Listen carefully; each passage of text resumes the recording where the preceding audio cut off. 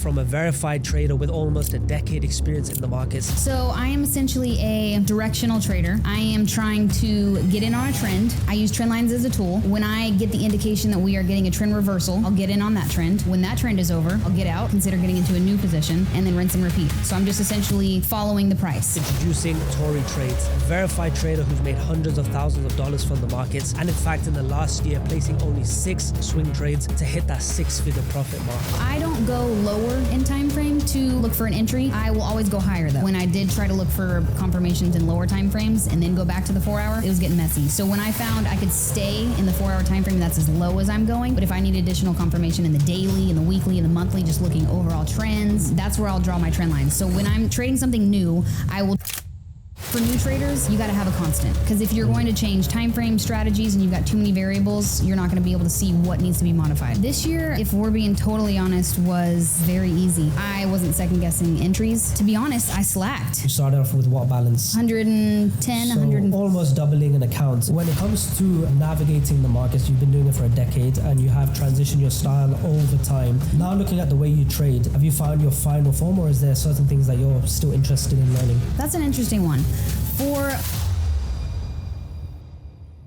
Ladies and gents, welcome back to another episode. I'm joined by a very special guest, our first female guest. And Tori, thank you very much for flying all the way from the US to be here in Dubai. Obviously, we have the FX Summit going on and a lot of cool activities. But I want to jump right in. And we've obviously heard your life story and what makes you on other shows. So I wanted to make today a little bit different. I want to jump right into strategy, technicals, because I think when people watch, I want to give them something they can drag and drop. They can take and apply to the markets, the next trading session. So in pursuit of that, I want to start off with, can you just summarize your strategy in a concise way so we get a feel for exactly how you trade? Yeah. So I am essentially a directional trader. I am trying to get in on a trend. I use trend lines as a tool. And when I get the indication that we are getting a trend reversal, I'll get in on that trend. And when that trend is over, I'll get out, consider getting into a new position, and then rinse and repeat. So I'm just essentially following the price. There's a few things I want to ask, because trend lines is obviously a very well-established thought, and a lot of traders utilize it. And me too, in my early days, obviously it's a very normal thing for people to start off with trend lines. There's a few things that I couldn't quite manage when it came to trend lines. Number one was the degree of subjectivity you can have, where trend lines became more like trend zones, where it wasn't an exact science. It was more, depending on which dots you connected and how you connected them, you would get a slight degree of different angulation. How can you go from someone that could get a zone and draw 5 equivalent trend lines versus a specific zone? What is your approach to actually getting an accurate trend line? That was beautifully said. That is exactly. So I try to be as far away from as precise as possible.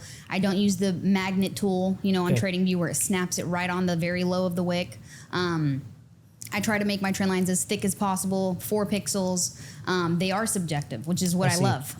It is, it's never to the T, to the cent. I truly just try to give it that kind of room. I call it wiggle room. Interesting. So the people that use trend lines and do the wick to wick connecting the dots, that usually, because not every wick is perfect, you end up with having like 3 or 4 trend lines, which is what I experienced. Do you think therefore that wick to wick connection is a mistake in how to use trend lines? I like to use the wicks. So when I first learned how to trade, I actually traded with the bar chart. So I didn't know what a candle was. I didn't know what a wick was or a body. So I would use just purely the movement of the price. So I didn't know the difference between a body and a wick. So I continued to utilize that when I did move to the candlestick chart. Well, when I started off in trading, in general, I think you have to learn to be a trader like you learn to ride a bike, where you can't just ride the 2-wheel bike. You got to start off with the training wheels, get used to that, and then take them off. And the analogy I give for that training wheels is something like indicators, where they're there to support you. The indicators are lagging, so they're not really telling you anything new. They're just helping you read price action when you're not fully able to read it. So the indicator gives you a general line, let's say. Similar to market structures, giving you a trend, but again, it's not a full exact science. Support and resistance, again, can be zones, not an exact science. So all of these things, including trend lines, I utilized it to support me to an extent. And then once I got a hang of things, I actually transitioned away. And the reason I did that is because, number one, a trend line, let's say you have a bearish market. So when you're connecting the dots of the highs, you have now a trend and you're forecasting somewhere in here, the next rejection could be. but usually that trend line is reflecting market structure. You just got lower highs and lower lows and so forth. Do you feel like trend lines gives you an extra layer of confirmation or a extra way to view the market that a point of interest trader or a market structure trader maybe is missing out on? I would say looking for as many confirmations as possible is helpful. Okay. So not only just the trend line or the break of the trend line, I am also throwing on support and resistance. Okay. If I can get double confirmation, amazing. And I even have like this entry criteria that I look for even with just the trend line specifically. How much data is behind it? Has it been trending for 3 days, 3 weeks, 3 months? How many touch points does it have? So there's a lot of criteria that comes into it, not just specifically throwing a line on a chart and being like, okay, now I'm feeling confident that we have a break. It needs to check X, Y, and Z or check these boxes. Have you explored the data or just your general assessment that obviously a trend line can have at times 1-2 touches. At times you will see a trend line, it's not the normal case, but it might have 7-8 touches. Oh, yeah. So there's anomalies where it's like 2 touches and there's also 11 touches. Very much so. Have you found a trend line where it's like the third touch maybe is the most probable, or X touch is usually the best bet and there's a decay the more touches it has? Or is it usually the more touches the better and you improve the zone based on additional touches? It's going to be, I mean, I love that. Truly, you sound like a trendline trader yourself. Oh my gosh, I haven't had a conversation like this with someone in so long. I told you today, Tori, I want to take a technical deep my dive God, and yes. explore each nuance. Oh yeah, okay, I'm into it. So I have found with platinum specifically, so that's what I've been trading mostly this year, platinum and crude oil. So I've narrowed it down to 2 instruments. Platinum, you get 7 touch points, 5 touch points on a regular basis. Oh, wow. It truly respects 4-hour time frame. Interesting, okay. It is incredibly respectful to trend lines. Where crude oil, you get 2 touch points and you get a fake out. You get 3 touch points, you get a fake out. Or you get 2 touch points, then you've got the actual trend reversal. But I would say I don't have enough data for the 4-hour time frame to be like, because I've only placed less than 20 trades this year, to be like, okay, out of the 5 touch point trades, 5 touch point trend line breaks versus the 2 or the 3, which one is the best? I don't think I have enough data, but from my lower time frames that I used to trade on the 1 hour, the 5 minute, the 3 touch point break just seemed to be like that golden zone. The third one. I wanted to follow on with that. Let's say you found one that was, let's say the third, for example, is a, let's say, more probable one. And there's the less probable ones, let's say a second or a fourth, just to put an example. Would you still trade them equally if you had these additional confluences that you mentioned? Meaning to say, the touch of the trend line is a point, but it's not enough. It's the additional things. What are those additional things that takes you from a zone of interest to I'm getting in?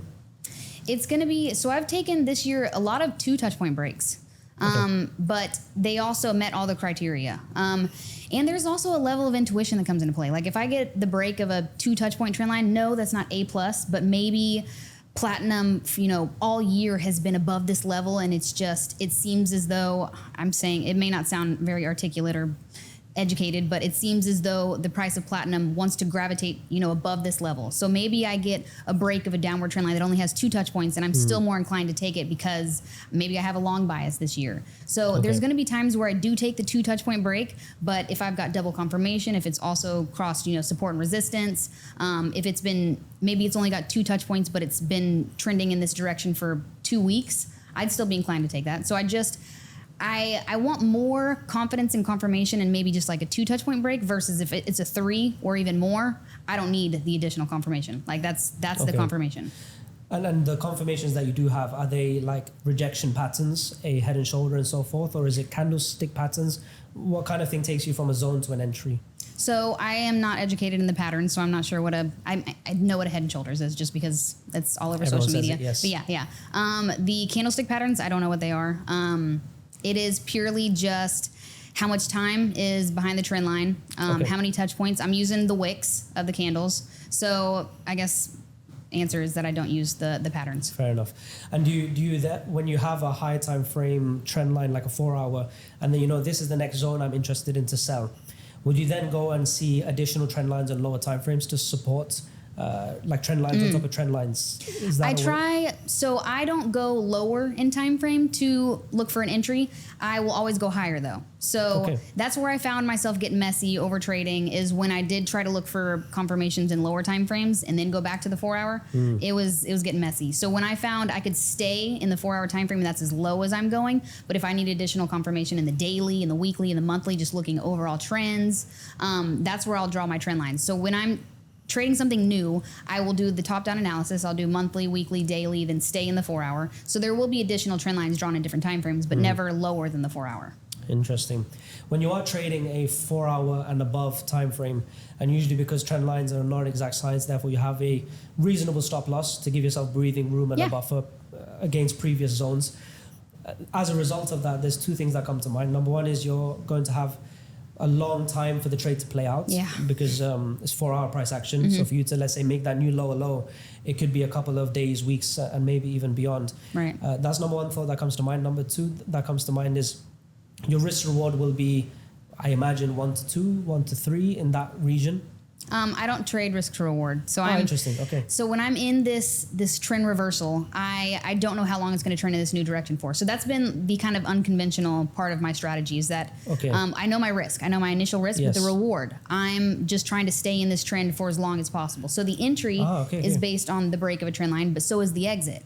So once we have crossed the trend line that it is the new trend it's following along, that's when I know it's time to either take my profit or loss. I got a lot of questions then. For my futures traders, or 20% of the audience that is US based, I have finally something to bring to you, and that is Alpha Futures, a leading futures prop firm that is working with Trader 8 and Ninja Trader that are compliant with CME regulations. And with the largest end of day balance drawdown in the industry, 90% split, same day payout, and with the most competitive prices starting at just $79 with 20% off on top. You can get started right away with the best value with a company that you've seen for years, that you know and that you can trust. So use the link in the description or code TOT to claim 20% off your futures funding accounts. So let's hear. Obviously, when it comes to entries, there's a whole dialogue to have, and obviously with the exits too, it's just as important.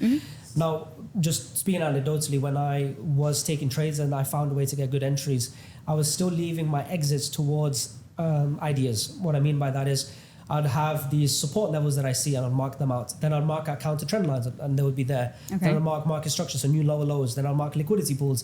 And next thing I know, I've got 10 lines on my screen and I know each one of them could be a rejection point, it could be an exit. So what that led to, number one, is based on my greed, fear, and emotions. I would exit on these zones and over or under justify a level. Another one would be I see a small reaction and overthink it and get out when it could just be a 5% retracement and went lower. So for me, to wrap it up, is it became hard for me to make true judgment calls on levels because it was relying too much on my subjectivity, and which is fine, but it also left a degree of I'm leaving money on the table, let's say, where I could have held it longer, or maybe I should have not held it as much. And a lot of thoughts that I had from people was, well, at least you didn't take a loss. If it went back to break even, at least it's not a loss. But I started to look at it and say to myself that if I'm up X% and I allow that to come back to break even, that is an opportunity cost. I left that on the table, and then I started to think of what is the risk reward of me holding the trade? Where is it worth me holding on for another 100 pips, but I might forego 100 pips? And then there might be a case where I'm up 5%. Should I hold the trade to gain an extra 1%? Foregoing 5 unrealized. So the exit for me was 2 years ago, a big internal dialogue that I had, and I developed ways for myself to get out in data-driven fixed levels. So now I used to do the whole multiple levels and see rejections, but too much emotions and these kind of things led me to messing it up. So now I have hard TPs. And I don't modify it. And that for me, without changing my entries, without changing my strategy, led to an overall optimized yield at the end of the year. I say all of this to say the importance for people to understand that exit is quite a significant thing, because you have the same entry and you and I could enter the same trade and have a different outcome just on how we managed it. So I want to hear your thoughts on, in general, trade management, especially because you said you don't do risk reward and you're allowing the trade to play until you're proven otherwise. Exactly. So what does that look like for you? And I got to piggyback off of that. Like, anybody can get into a trade. It is how you get out that separates, the profitable traders from the unprofitable. And the trade management, it's, especially being in the 4 hour time frame, it's easier to let it play out, because you've already got to be patient waiting for the setup. And then you've got to be patient waiting for the trade to play out, and then waiting for the exit.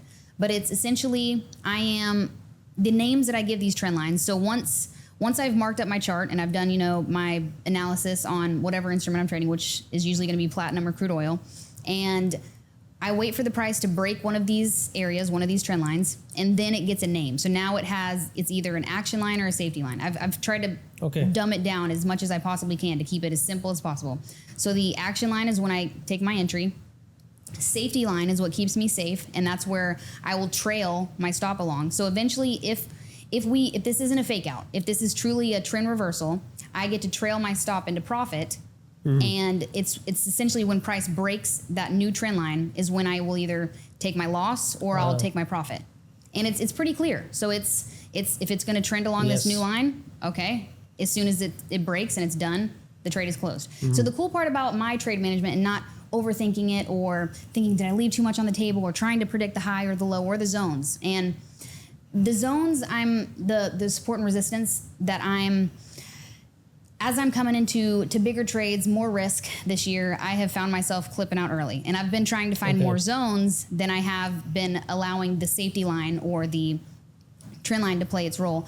But that's simply because I'm working with bigger numbers. When I see $40,000, which is my record trade, that is so hard to let hold. Like, that is so hard. It makes sense. Yes. It makes complete sense. With this, now that we're transitioning towards psychology, again, I've had my own journey with it, and the level that I may have reached, I never actually sat down, and it's a big question that we get asked on the show that I ask every guest.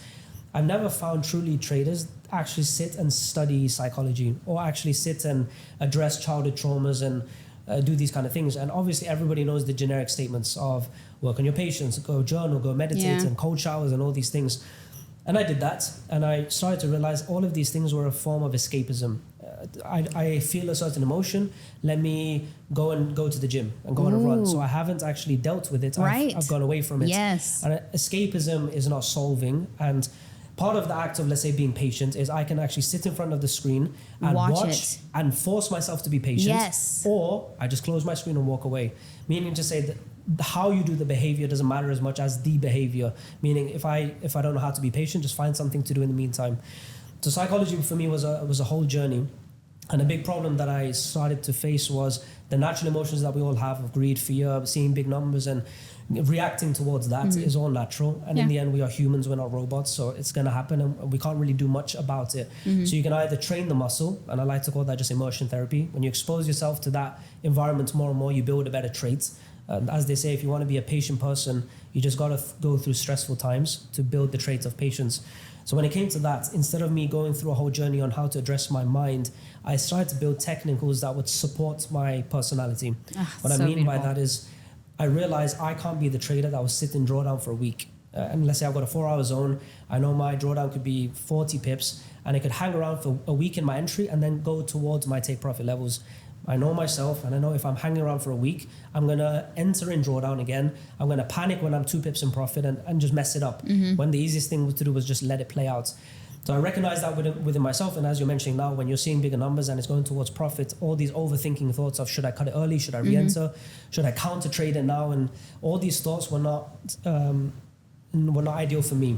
So what I started to do was transition away from swing and actually went all the way down to intra-session trading. Okay. Because I started to realize that for me, if I can get the same risk reward and therefore the same growth if I'm going for 1 to 3, I can have a 40 pip stop loss and have a 120 pip take profit and have that 1 to 3. Or if I can find a 5 pip, 10 pip range and go for a 20 pip take profit, I can get the equivalent yield.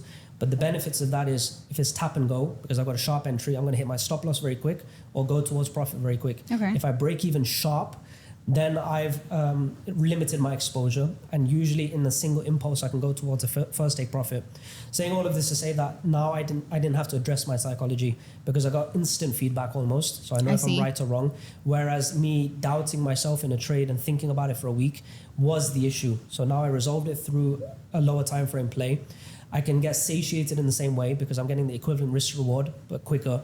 And the whole idea of I'm going to have an impulse towards my take profit. I'm going to take profit right away after a session, average session volatility. That's my first TP. So even if it retraces, I've scratched the itch. I've taken a bit of profit. Yeah.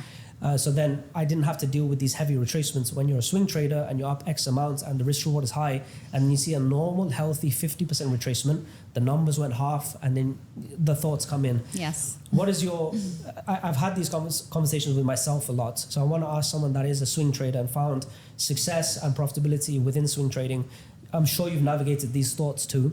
Yeah. How have you gone from, my solution was change my way of trading. Okay. How did you resolve those equivalent psychology issues? Mine was just and I love your point of just not like redirecting. I mean, that's what you do with like infants or toddlers. You redirect. You're like, okay, that behavior isn't good. Let's redirect their attention. As an adult, that's not what you should be doing. You should be sitting in it, and I do a lot of sitting in it in the 4-hour time frame as a swing trader.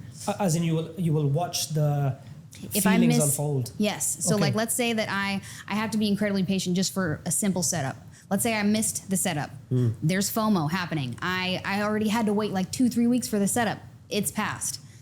That's an incredible amount of FOMO that I have to just sit in. And I don't try to redirect. I sit in it. I feel it, but I just have the discipline to not act on it. And it's things like, or letting the trade play out and knowing the price was this high at one point, but my strategy is telling me that I'm not trying to capture highs and lows. I'm just trying to capture the movement of the trend in between. So I'll never do that. So it's just simply sitting in the emotion, sitting with the FOMO and not trying to redirect, like you said exactly.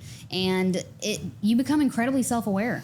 So I haven't needed to switch a time frame or anything yet. I just will simply sit in it, and it's uncomfortable, but then you get past it. You don't have to close the charts or go do something else. I will continue to watch platinum and be like, okay, so if I would have gotten in, that would have been a great trade. There's going to be another opportunity soon. Depending on how soon, we'll see. Yes. But it's definitely a matter of just sitting in it.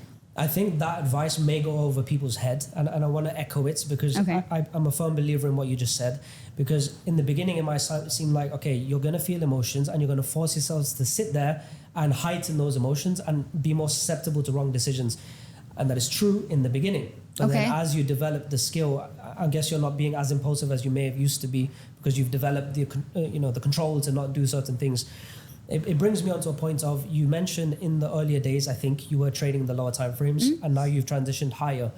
So as a result of that, you're getting less instant feedback because a trade that you waited a couple of days for now is maybe a couple of weeks because of the time frame. Yeah. Do you think for beginner traders, it's an advantage to be on lower time frames? Because it's both sides. Number one is that, well, your lower time frames mean more noise, more decisions, more inaccurate decisions.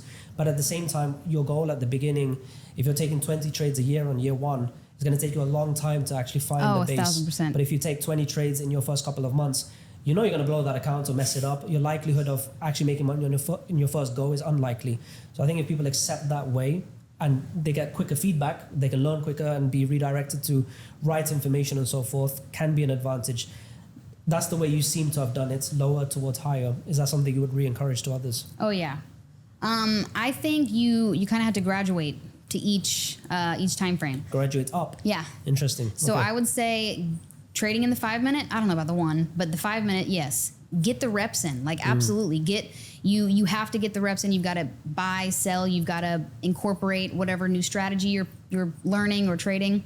But I think you have to see the noise. You got to see it's like, I feel like it's like learning how to ride a horse, or like unbroken horse versus a broken horse.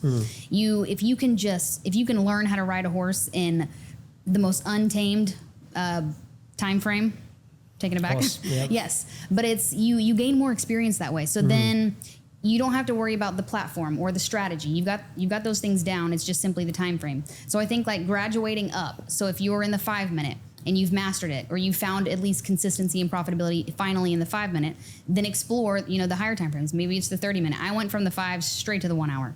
So that was a bit of a jump. And then I went from the 1 hour to the 4 hour, also an incredible jump. I don't know. I think maybe it would be easier to do it in smaller increments, but I definitely think graduate up. Get the reps in first in the 5 minute or the lower time frames, and then work your way up. Because I don't think, like you said, the 4 hour time frame, I've only taken like less than 20 trades this year. You can't learn from less than 20 trades. You've got to get the reps in. It's interesting because in general, people do this top-down analysis. You start high and you go low.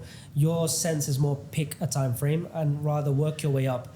The word you chose was graduate, meaning like you're graduating to more difficult, or you're earning your rights to trade the higher time frame.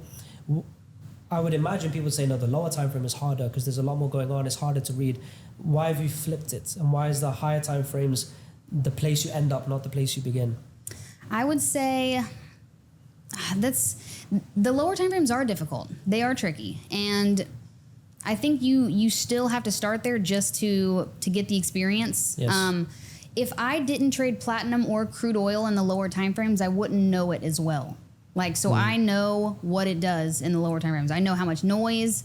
I think that it's like getting to know somebody. You've got to see like a closer view until you can kind of move on to the broad. I don't know if that analogy makes sense, but it's a better way to kind of build a relationship with the instrument, not even the strategy, but the instrument, to see what it does in these 5-minute time frames, in these 1-hour time frames. Then it kind of works your way to the higher. And because you have a strong foundation on the lower time frames, is where you began.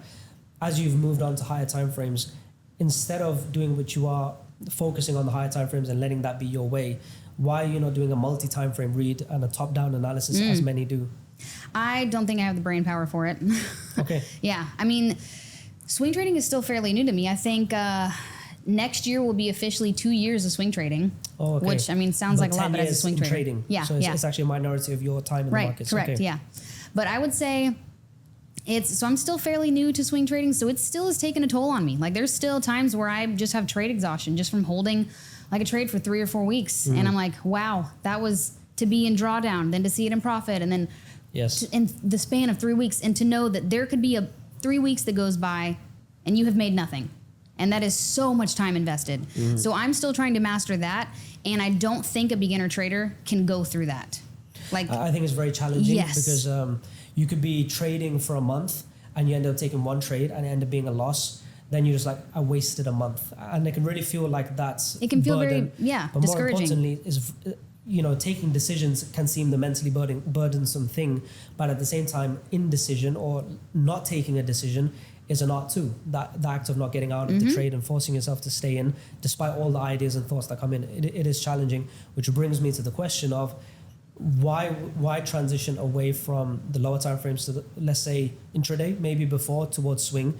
Were you seeking more time freedom? Yeah. What was the reason you would move towards swing and therefore a lot less trades per year?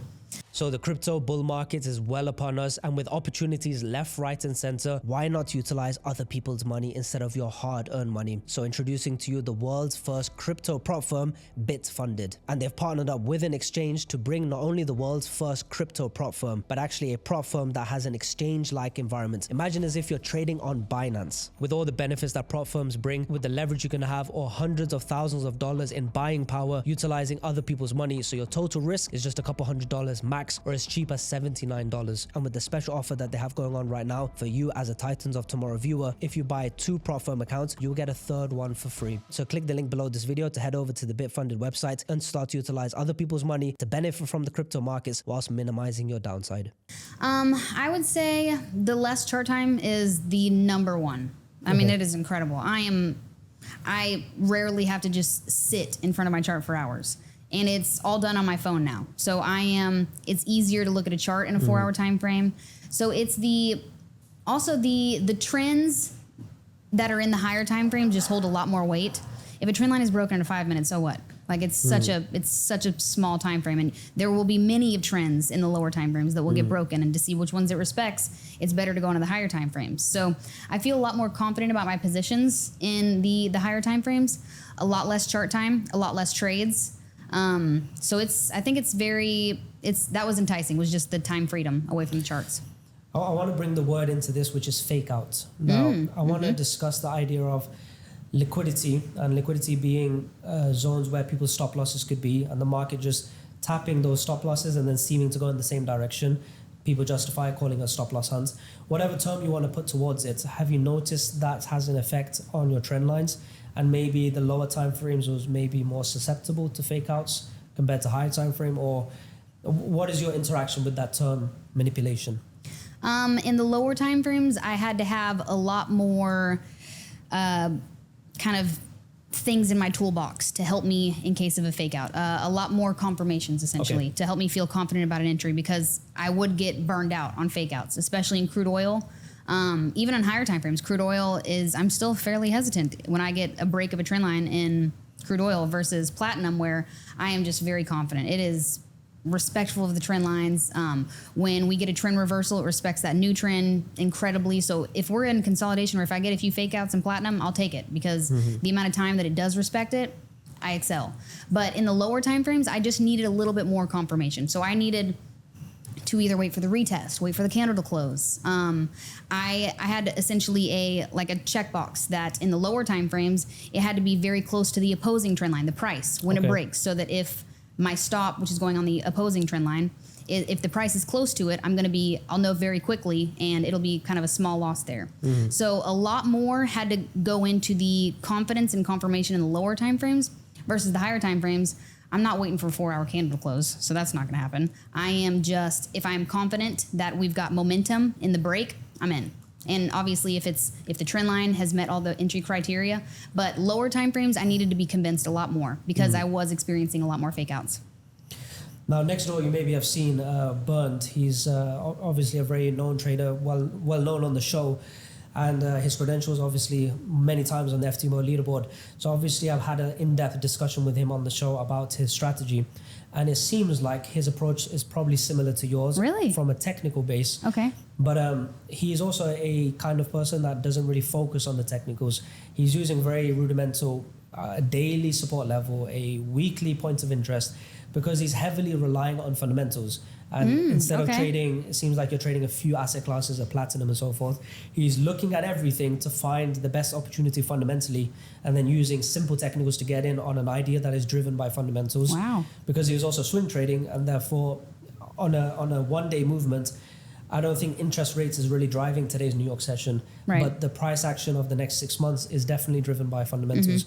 So I want to understand your ideas aside from trend lines. Is there other thoughts that you add in, whether it's fundamentals, whether it's, it could be anything. Is there other things you add in aside from technicals? Yes. I do not trade fundamentals, but there is intuition that's involved. I'm purely a price action trader, but I think the relationship that I have developed with platinum and crude oil plays a huge role. I have been trading crude oil for many years. Platinum, I would say maybe 2 to 3 years.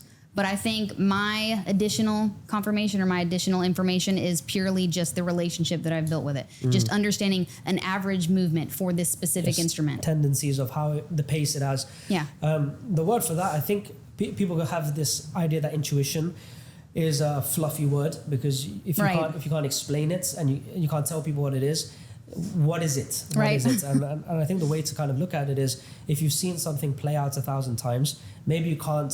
The analogy I give is from the book Robert Greene Mastery, where he's talking about how you master a skill set. And he said, sometimes I could have a tennis coach, and that tennis coach might sit there and teach me every day, do your forehand like this, have your palm facing the ball, and give you all this training. And you might learn some things, but you can't be as good as him. And unless you sit and watch him every day, and you start to see, okay, he's actually twisting his wrist at the end. I see. But he doesn't know he's doing that. He's just done it a million times, and it became intuition. It became intuitive to him to kind of do that as he's hitting the ball. So he doesn't know it, but it's just subconscious competence. And I think reps and exposure into the market can build a sense of exactly that. Why was crude oil and platinum the non-conventional things, I want to say? Why did you choose those as your choices to trade? There wasn't any rhyme or reason. When I went into futures, I was trading everything. I tried to figure out which one I liked the most. And there was just one year where I had a lot of success in crude oil. It was in October. It was October, one of these years where I was experimenting, trying to trade, gold and silver and some of the indices.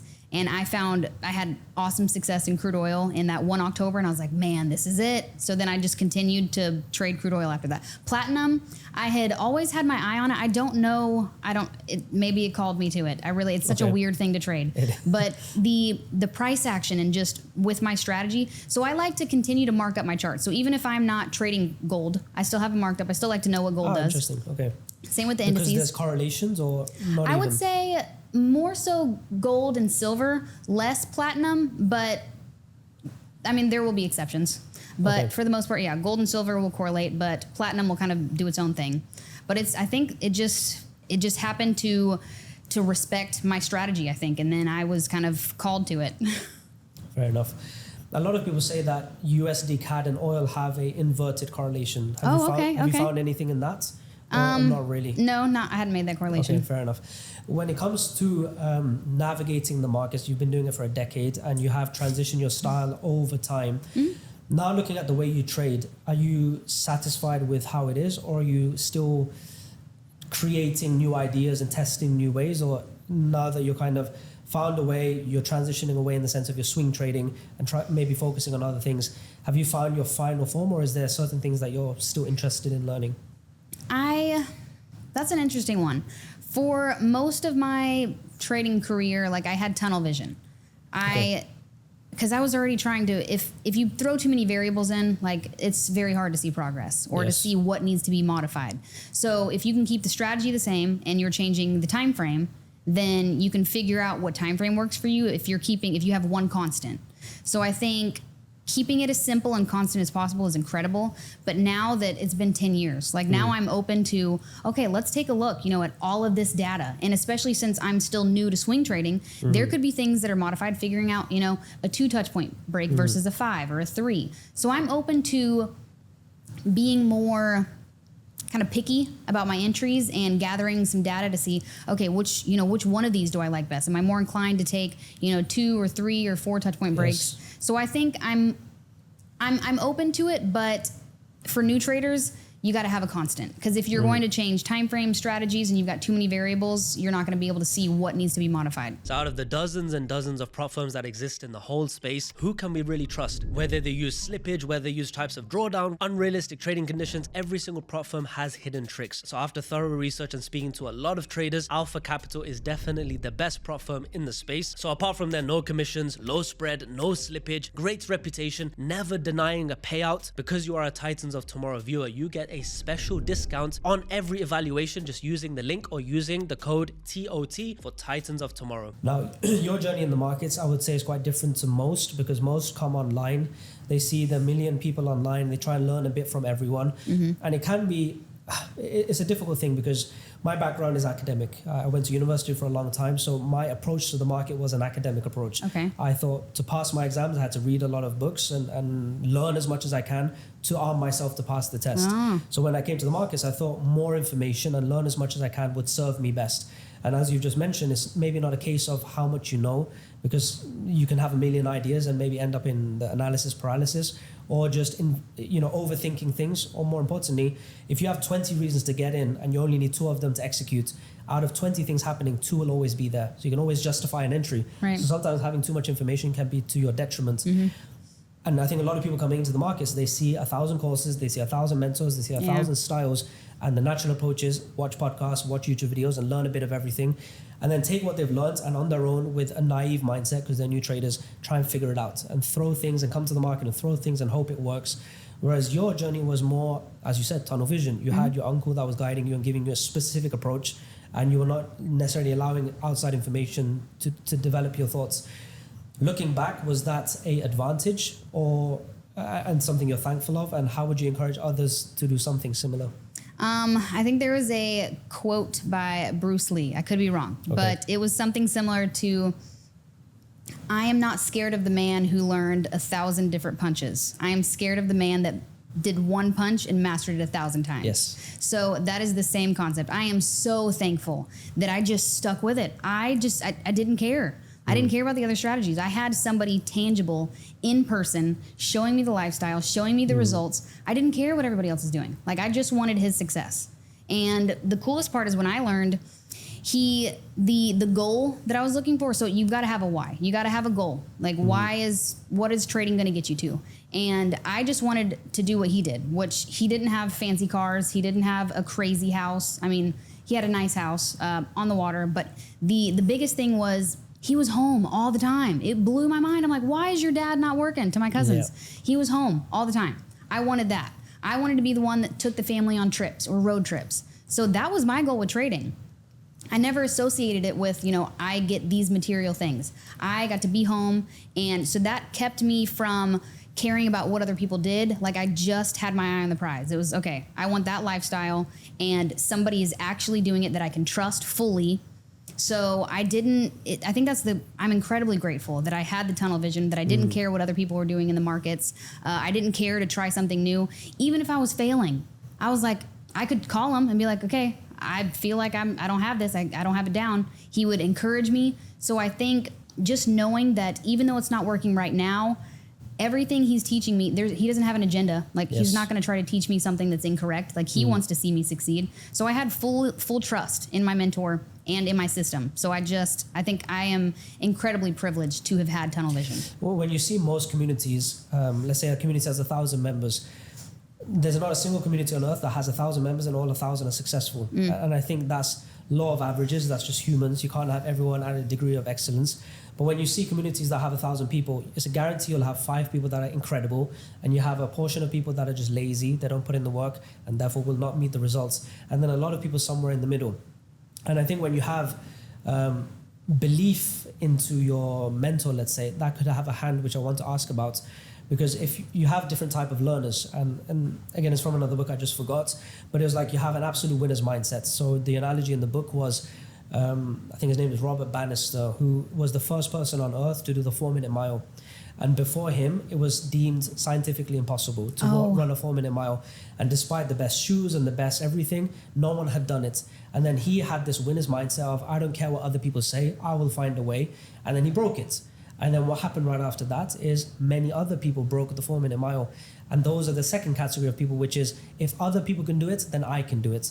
And then you have like 5 other categories beyond that, which is other people come in and say, well, if it's working, let's see. Not I will do it, let's see. And then you have other people that can say, he's doing it, but probably won't work for me. I always get bad luck. And then you have the last category of people, which is it doesn't work for them, it's not going to work for me, and I'm going to go out my way to prove it doesn't work, and a very negative mindset. When you have this kind of cohort of people into all the communities in the industry, naturally you have all kind of crazy ideas and crazy confusion. But this word you are kind of saying is trust in your mentor, because he didn't have an agenda. It was your uncle, his family, and he's only trying to guide you. Do you think that feeling of having absolute faith in the person that was guiding you had a significant advantage, or do you think it was just information as information and it was down to you in the end and the work that you did? That's a tricky one, because my uncle taught many of my family members. I'm the only one that made it. So I think it's got to be a combination. Yes. I think the trust as far as new traders, not everyone's going to have, many are not going to have a tangible mentor. So I think having a mentor that's online is very tricky for beginners to fully trust it. Like they just, like, yes, maybe they think the lifestyle is enticing and they like the way this person, articulates the strategy, or they can resonate with this person. But maybe, when they're not finding success 3-4 months from now, they'll second guess and be like, maybe this person isn't really showing me what they actually do. So I think for beginner traders, you have to have the trust. You've got to fully believe that this strategy or this mentor, this person is going to lead you to success. But then it's got to be that perfect combination. The stars have to align. Like, you've got to trust the mentor, the strategy, the system. And then also you got to put in the work. Like, I think I'm a great representation of it when it comes to my family. He's taught his sons and daughter and cousins and family friends, and none of them stuck it out.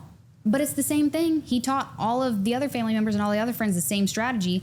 I just had to stick it out. Even when I didn't find success, even after the years of like, I don't know if I can do this, I still saw it through. So I think you've got to have that tenacity and that perseverance. And I had the information, but I think it's a combination of both. The strategy, the trust. So there's a roadmap that is spoken about, and I want to understand if this is something you experience. So you have what is called uninformed optimism. You see trading as this amazing thing. You see maybe it's an easy way to get rich, and it seems very exciting. So you come in with enthusiasm. You think it's going to be the easiest thing, and you got your uncle, and this is going to be the best thing. And then you quickly realize, and it becomes to informed pessimism. It's like, it's not as easy as I thought. I started to learn, and it's actually harder than I thought. And then the part you just mentioned, which is people then don't see the results after a couple of months. They start to doubt their mentor. They get frustrated. They start to think maybe it's not for me, and they enter the valley of despair. And the valley of despair is usually where people bounce to another course or give up on trading and do drop shipping or something else. And usually the people that are in the valley of despair and break out, and rather than complete the loop of next shiny object, new uninformed optimism, new exciting get rich quick thing, and repeating that loop forever, they break out of the valley of despair and just see it through and end up finding the results they have. Did you ever find yourself in that equivalent of valley of despair, and instead of giving up on it, what did you do, or how did you manage yourself to actually get yourself out of there? I did a podcast with my uncle not too long ago, and he asked me, or he said it. He got to witness this whole journey. And he said, I can almost guarantee, so he had already said, I'd taught everybody in the family. Nobody made it. He said, you were an exception. And it was because I had to find my way back to it. And no one else did that. Nobody else completed the full circle where I was in the despair and I wasn't seeing the success and I wasn't as passionate and I wasn't as, I didn't want it as bad. I wasn't as hungry for it. You weren't? I weren't at one time. So I had to find that, like, I had to pick myself up and really make this work. So I was in that area of despair. There was a very pivotal moment where I could have just pursued something else, like, you know, some do drop shipping or whatever it may be. There was a very pivotal moment where I could have just done something else because I didn't see it. Nobody else in the family is doing it. Only Uncle Mike's doing it. And then I was like, or I could just give this a little bit longer. And I think I'm just stubborn. Like when I have a goal, like there's many other things that I've done where, free diving, I had a goal of, I want to, on one breath, go down 50 feet. I want to hold my breath for 2 minutes. And there were these goals and I knew that I had to train to get there. And I wasn't going to be happy with anything but. If I didn't hit that 50 feet, I would have continued to try until I hit 50 feet. And then with cycling, like I did cycling and I wanted to ride 130 miles in one day. I wanted to race. And so I'm very stubborn. Like I have these goals and I know I can hit them. But I was younger with trading. So it was harder to be like, okay, I have this goal and I've got to see it through. But I think you have to be incredibly stubborn to continue the cycle. Yes. Interesting. Now, when it comes to the idea of getting to this year, which was 200K, did you say? Yeah. 200K in profit. I want to say, is this your biggest year? Yeah, it is. Trade? So a huge achievement. And as you approach 10 years in the markets, you're hitting big milestones. I want to talk through this year. So what you mentioned 20 trades, which is an interesting stat, because I think somebody that had made 200K and you started off with what balance? It was 110, 108. Almost doubling an account in the span of a year with 20 trades. What did that journey look like? Was it a hockey stick, as we spoke earlier, or was it consistent wins over time? How did you navigate this year? This year, if we're being totally honest, was very easy. Things clicked. I wasn't second guessing entries. To be honest, I slacked. I think my 200 goal was way too low for what I'm capable of. Interesting. Okay. There were opportunities that I missed. I took 2 months off of trading just because. Okay. I think I slacked, but it was, so I've got to set my goals way higher next year to see what I'm actually capable of. I'm impressing myself. And do you think the fact that you maybe didn't care as much this year, or you were taking time off and you're not obsessing over it, did you think that maybe in a weird way helped you out? Yes. I mean, always having multiple streams of income takes the pressure off of trading. Every year that I am incorporating more streams of income, the pressure on trading is less and less and less, and I'm doing better and better and better. So yeah, I'm gonna say. Now, you mentioned just off camera that after the summits previously, obviously being in environments with phenomenal traders and people that have very lavish lifestyle, and obviously it becomes appealing. After that, you encountered a losing period, and you speculated that a lot of people, when they end up in this heightened hype environment with a lot of cool traders and a lot of flashy things, that you end up, instead of being learning things and inspired, you end up kind of messing things up. Number one, why do you think that happened? And number two, as a very ambitious woman that you are, as you mentioned, when you see the people around you in the industry with the crazy lifestyle and so forth, in the US specifically, how do you navigate that, being highly driven, goal-oriented, probably competitive, but also not finding yourself in that lifestyle loop? So the loss, we'll start with the loss.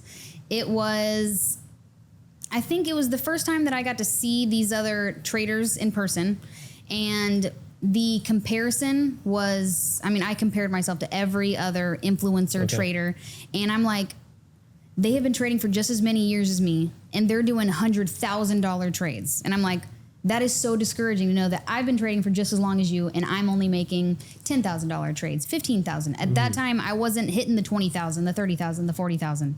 So I was discouraged. I was like, man, I've been trading for just as long as this guy, and I'm not at this level. So after that conference and after being, at dinners with these people and having conversations where I could just hear, their biggest losses, their biggest wins, and their P&Ls, I went home and tried to double down on a position, and I was like, okay, this is the trade that's going to do it. This is the trade that's going to change things. And that was such a mistake. It makes sense. Yeah.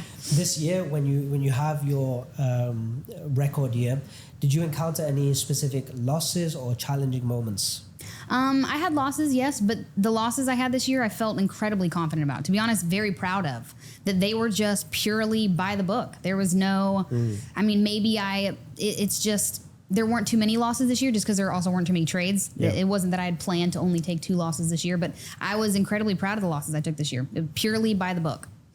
And because you started to see bigger numbers than you had previously, did seeing bigger numbers, despite percentages being the same, did the bigger dollar amounts have an effect on your mindset? Yeah, so I excel. So I'm a directional trader, a trendline trader, and I excel when I can stay in the entirety of the move. Now that I am taking on more risk and bigger positions this year, I started to use these support and resistance levels to take my profit. Whereas I know I excel when I can just let it ride out. So the numbers, I found myself kind of forcing the exits or just purely being so overwhelmed that I'm up to be honest, and even being a content creator. When I'm in a trade and it was my record, I'm like, okay, if I close this right now, I can make a video and be like, okay, I just closed a record trade. So there's a lot that comes into play. The bigger numbers, the content creation, people watching your trades. The psychology this year, tough. The trading, easy. And now that you have achieved certain things, how does your uncle, your original mentor, see your progress? And is it in line with what he imagined? Have you met his expectations, or does he still think, hey, Tori, you got a long way to go still? He thinks I still got a long way to go. Oh yeah. He humbles me every time. Humbles me incredibly. He's like, why didn't you stay in that position? Why aren't you in that position bigger? Are you not convicted enough to feel like this is going in the direction? So he always challenges me, which I need. I guess. How long has he been trading? 30 years now, almost 30. And is your strategy today exactly the same as his strategy, or have you added your own twists? There are slight modifications, but as a whole, it is the same strategy. And have you found that obviously in 30 years, when he started to today, everything has changed in the world with AI, with tech, with everything, economies, the internet.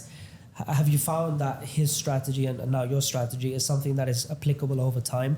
Or do you think naturally there's had to be certain modifications because the market has changed?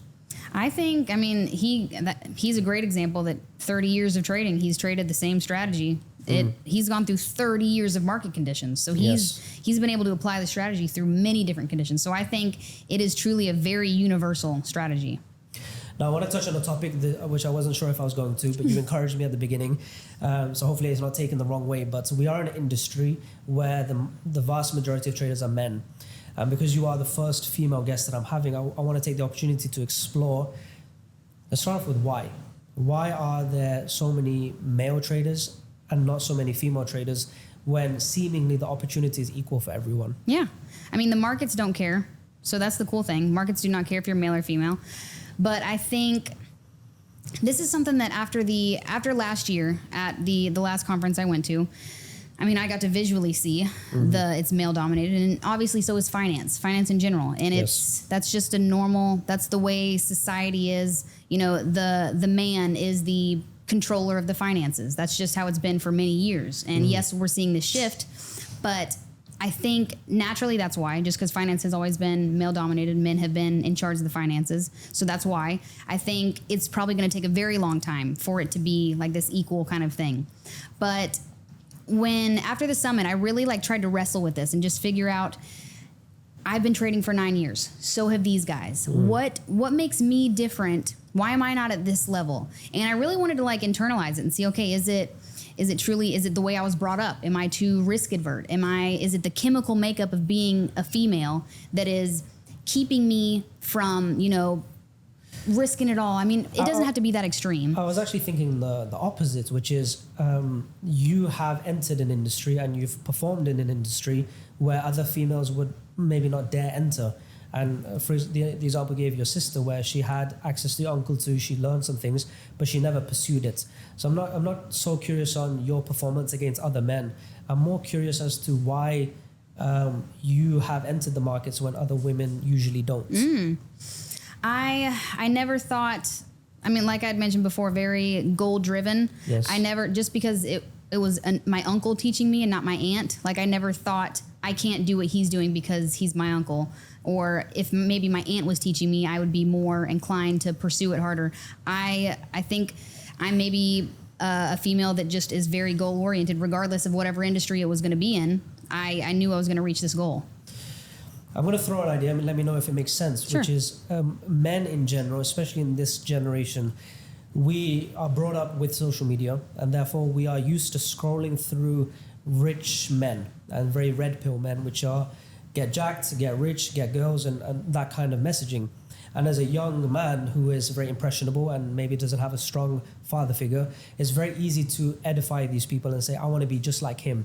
So then they very over prioritize the importance of money, lifestyle, materialism. And it's usually a man-to-man thing, like men are watching other men. And I don't really think that a woman is watching a Andrew Tate figure and seeing his crazy lifestyle and being like, I want to be like him. Right. But this whole generation of 16-year-olds really made that their messiah, let's say.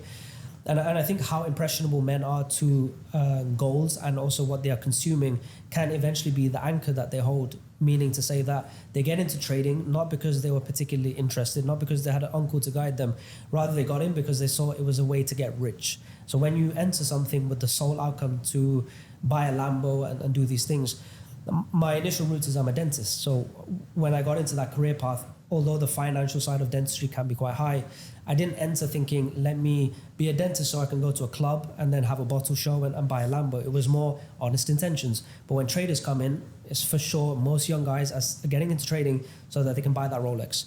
So when you are into the markets and you are then seeing that it's a lot harder, in fact, you're losing money, whereas in other opportunities, you're not losing money from the go. You're just learning and hopefully you land a job or hopefully you land a client. Whereas trading, you can blow a few accounts. It may be quite costly.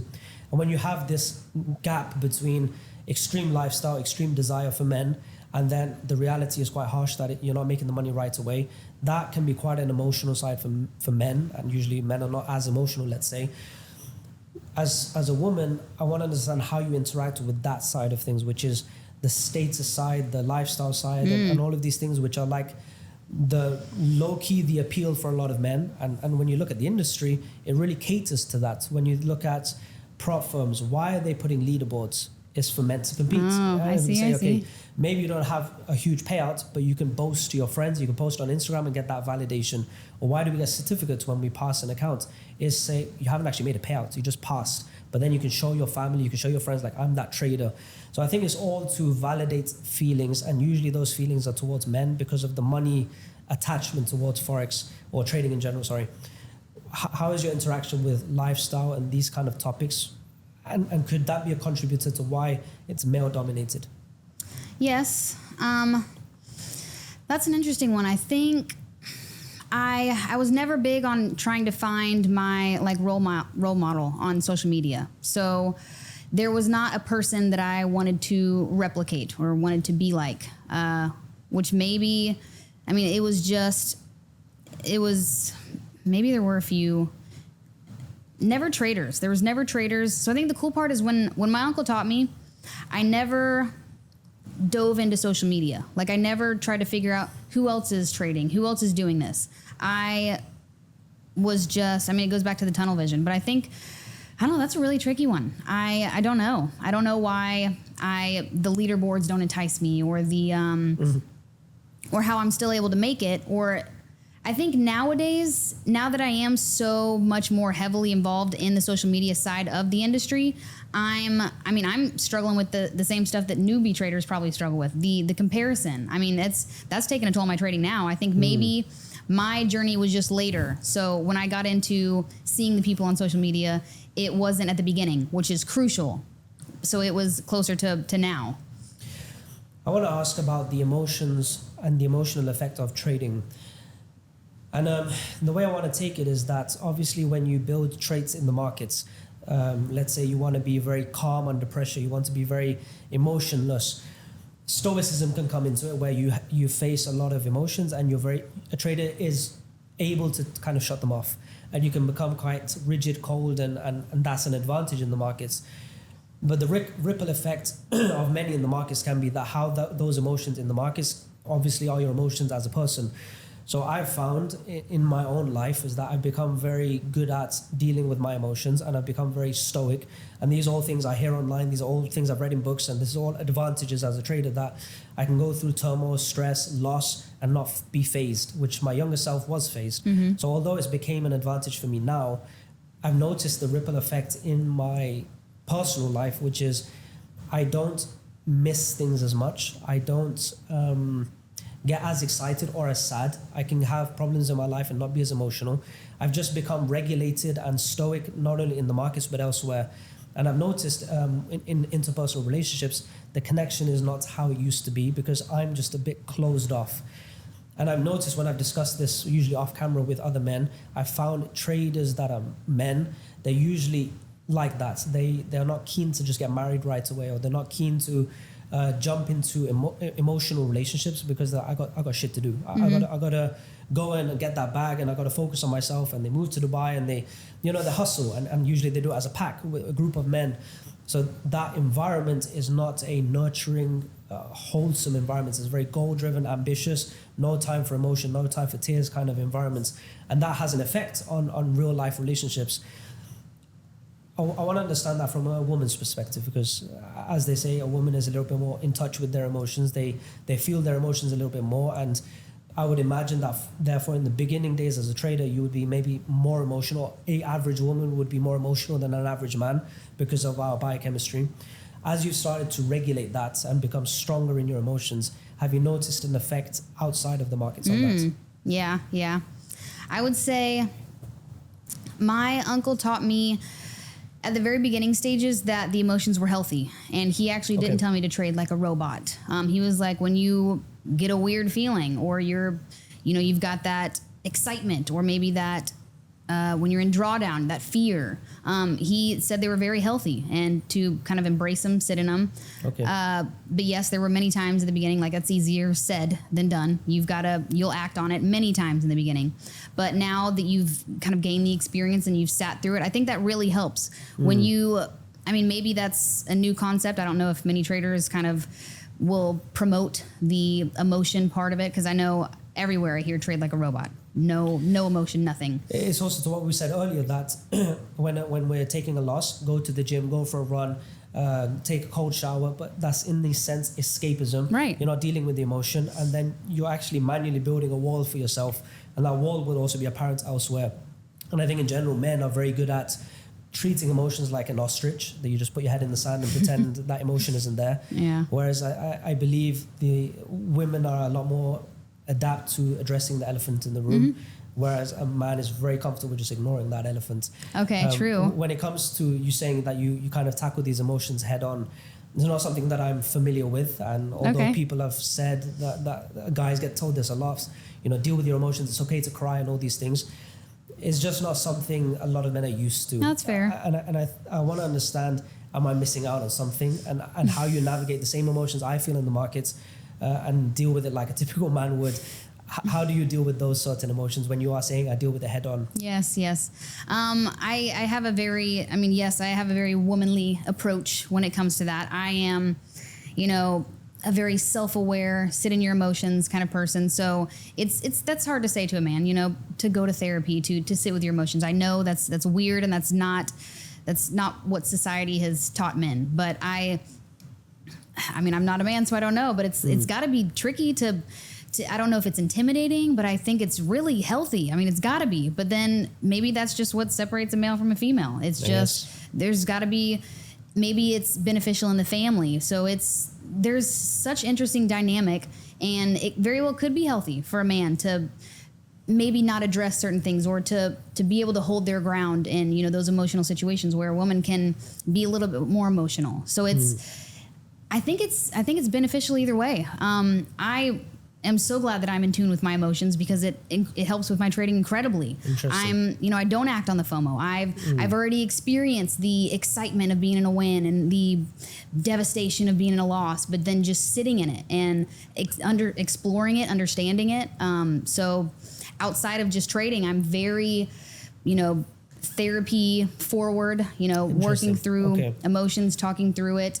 identifying patterns that I've had in the past and kind of trying to tie it all back to trading and business and my personality. So I'm very, very in tune with being like completely self-aware. Mm-hmm. I want to latch on to therapy. It's an interesting word. I've never discussed it on the podcast, so I'll take the opportunity. When you explore the world of therapy, usually I see therapy as you have a problem, therefore I'm going to a therapist to fix it. When it comes to therapy for yourself that you maybe have done, did it have any effect on something you act on in the markets? Mm-hmm. What were those things? I found out that I catastrophize. So I think worst case scenario. Okay. So when in drawdown, I am like, am I gonna give up everything? And if this closes out, you know, it's just being very thinking this is the end of the world when in drawdown. Okay. So if I could figure that out in my personal life and to be like, okay, these are the coping strategies I'm going to put into place. I'm not going to divert my attention or try to find something different to do. You have to do that at first. Mm. So when someone is like maybe having an anxiety attack, you have to divert that attention. You've got to, you know, there's things where you can hold a piece of ice to immediately remove that feeling or that urge coming up or whatever induces the anxiety. Or whatever the attack gives. But and it's similar to trading, to know, okay, at first I have to divert the attention just to remove the actual act of having the anxiety attack, the hyperventilation or whatever that is. But having the coping strategies to where, okay, you divert your attention at first, but then you have these things in place where now, okay, I know it's coming. I can, you know, put this into place. I can sit in it. I can think about it. I'm removing worst case scenarios. And then that circles back to trading. When I'm in drawdown and it's still within the strategy, I'm able to kind of sit comfortably in it. Whereas before I was heart rate's up. I'm like thinking this is the end of the world. I'm not going to make it as a trader. I'm giving up this profit. Where now I can sit in it and be very comfortable.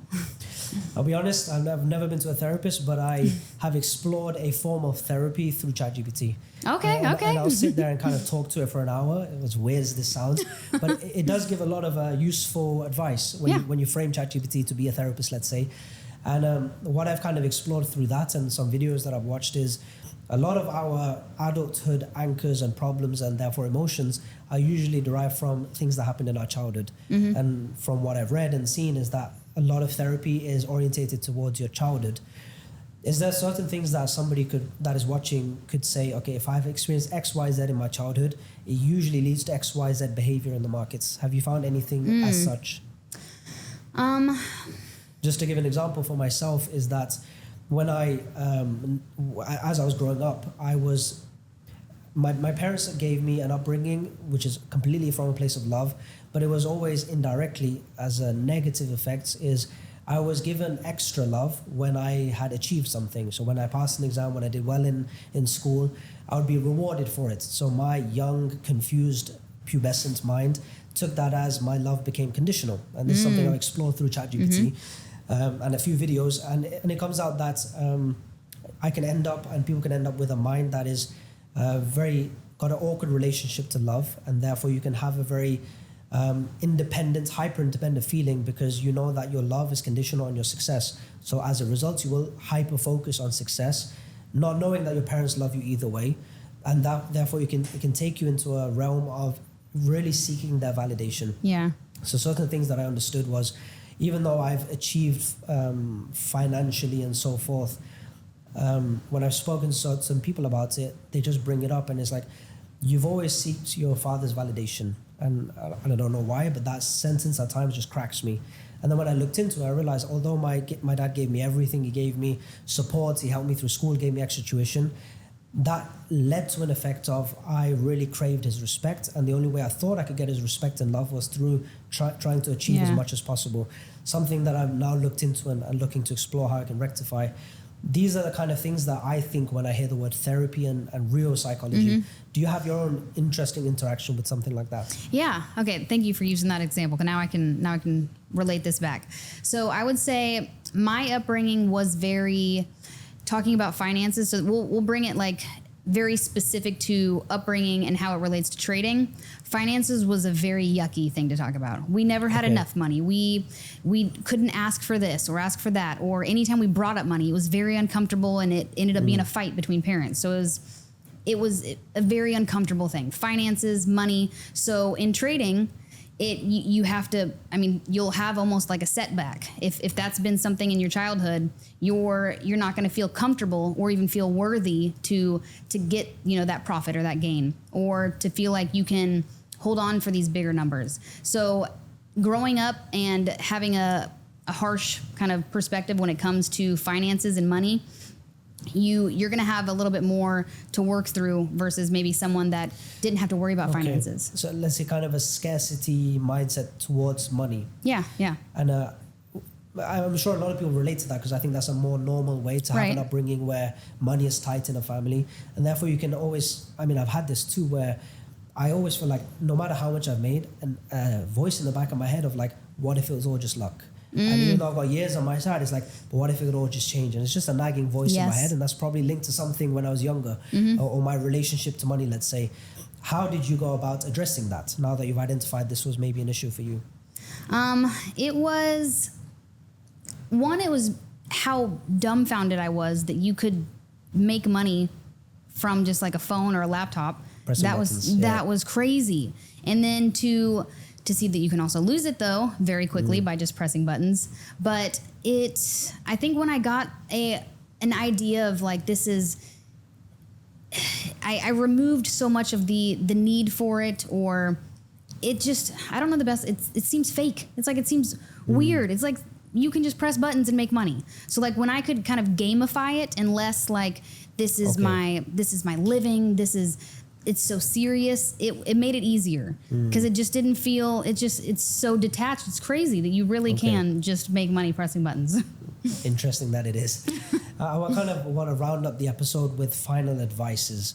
So I want to take this to maybe, because I usually ask this question, but let's do it a bit different, which is advices to the women that are maybe watching, and maybe specific advice that you're in a unique position to give to them.